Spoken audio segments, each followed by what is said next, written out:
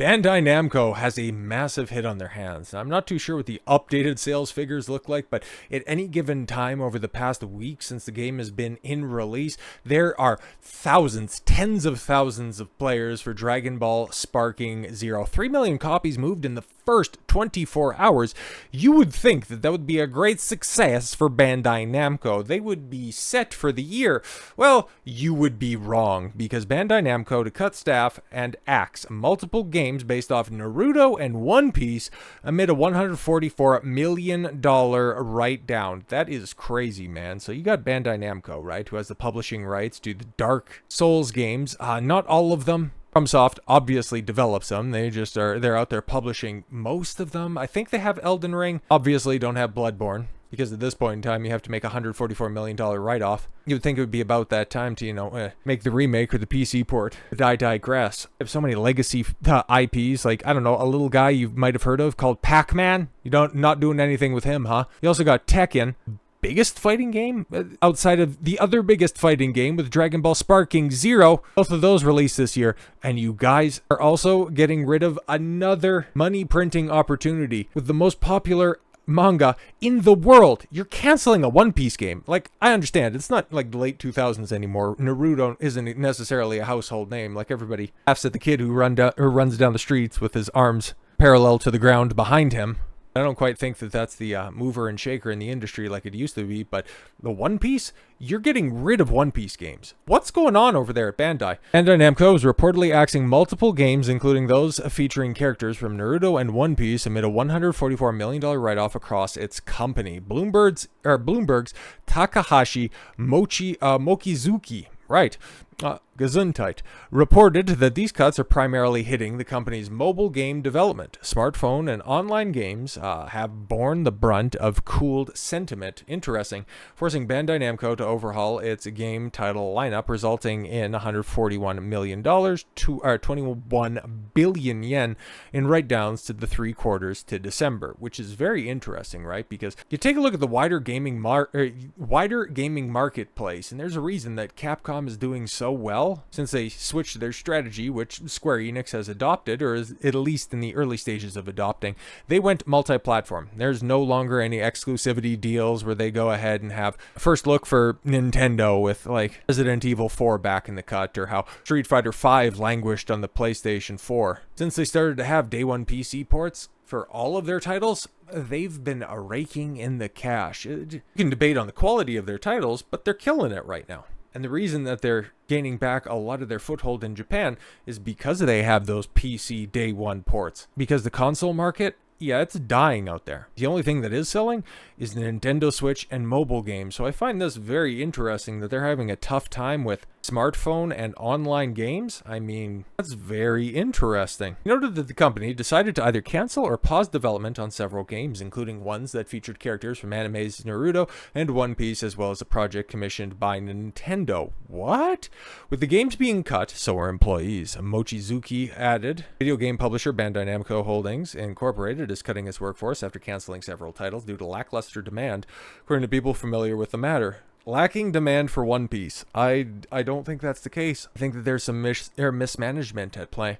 Bandai Namco spokesman explained, our decision to discontinue games are based on a comprehensive assessment of the situation. Some employees may need to wait a certain amount of time before they are assigned their next project, but we do move forward with assignments as the new projects emerge. Furthermore, he specifically addressed allegation that the company was placing employees who were working on projects that are being canceled in expulsion rooms. This is where the story gets absolutely wild, where they are stationed without any work in hopes that the employees will resign. Yeah, placed in blank white rooms where they sit for 8 to 10 hours a day, and the company just hopes that they quit. This is apparently a practice that goes on in Japan because they have such strict labor laws, and they're trying to find a way to skirt around not paying these guys severance packages. That's wild. Mochizuki shared that the source informed him that the 200 employees had been moved into these rooms and nearly 100 have resigned.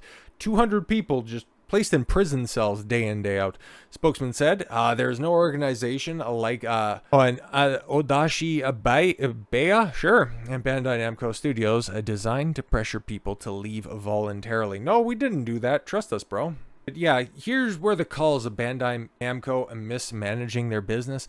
Yeah, this is where it starts to come a little bit more into focus because either by the time that you see this video or in the very near future, I know for sure we've talked about Unknown 9 and its absolute failure, which I can see a screenshot of right down there. But we've also talked about, and you guys will be able to see it, the MMO Blue Protocol. That was supposed to be a big heavy hitter for Bandai Namco, but it ended up getting shut down. And I've talked about that, and you can go ahead and watch that video when it releases, or if it's already released, you can go and check that out. But yeah, I had big expectations for that, and it just failed to take off in Japan and never ended up hitting Western shores like it was promised.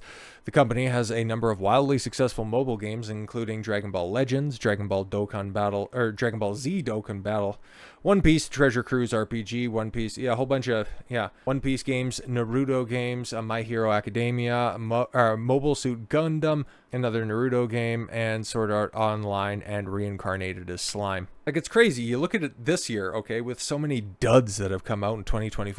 They have two of the biggest success stories with Sparking Zero, and then, of course, Elden Ring's Shadow of the Erdtree DLC, which was huge. And even with, Unknown 9 Awakening flopping harder than Boogie at the local swimming pool, don't imagine, right? At least I hope they didn't spend that much money on this project, because it was always doomed to die with the names that were attached to that, okay? Like, it's intrinsically linked with Sweet Baby Inc. Kim Belair, the story architect, and that David Bedard being equally as high-ranking in a different sector, but Bandai Namco, man, $140 million write-off.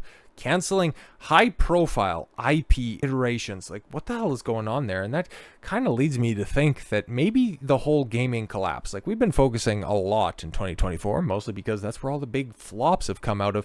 They've come out of the West, and yeah, you can see with Ubisoft in a precarious position, basically, staring down the barrel of bankruptcy or potentially going private, only staying off its ultimate collapse for a few more months, maybe an additional year, but not saving themselves in the long term.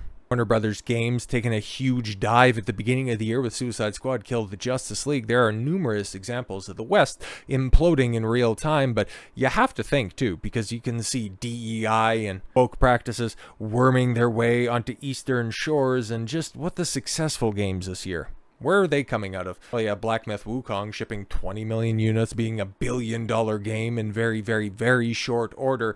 You got China and Korea pumping out some big hitters this year. And if you want to be a little bit more conspiratorial when it comes to who exactly is pushing this ESG DEI stuff, and you have to think, well, it's the consultancy companies. Well, it's who are funding those consultancy companies? And it's like, oh, different spurious government agencies. But then, of course, you got your hedge funds and all that other stuff. But no, it's not quite making up for the lion's share of this stuff. Who has their hands in so many different gaming companies? Who owns a minority stake in Ubisoft, Activision, or they did at one point, EA, and of course a very tight relationship with Epic Games? All right, that would be Tencent. All right, that would be the biggest entertainment wing of the Chinese Communist Party. You wonder why you're getting non-woke games out of China? Because they're trying to cut out the middleman. They finally built up their entertainment division as much as they've developed their propaganda industry. There's a reason if Ubisoft goes under, they're looking at going private with the Guillemot family, and also, with the help of what's that? Tencent. Slowly but surely, you're either having your favorite hobby destroyed from the outside with these different policies being pushed, or from the inside from the creators of these policies getting pushed. It's a tough time. You have to stay on top of this stuff, because ultimately, companies, man, they don't care about you. They just care about their bottom line. So with all that said, thank you all very much for the gift of your time. I've been Don Consuelo. I want you to follow your gut and get after it. Take care, everyone.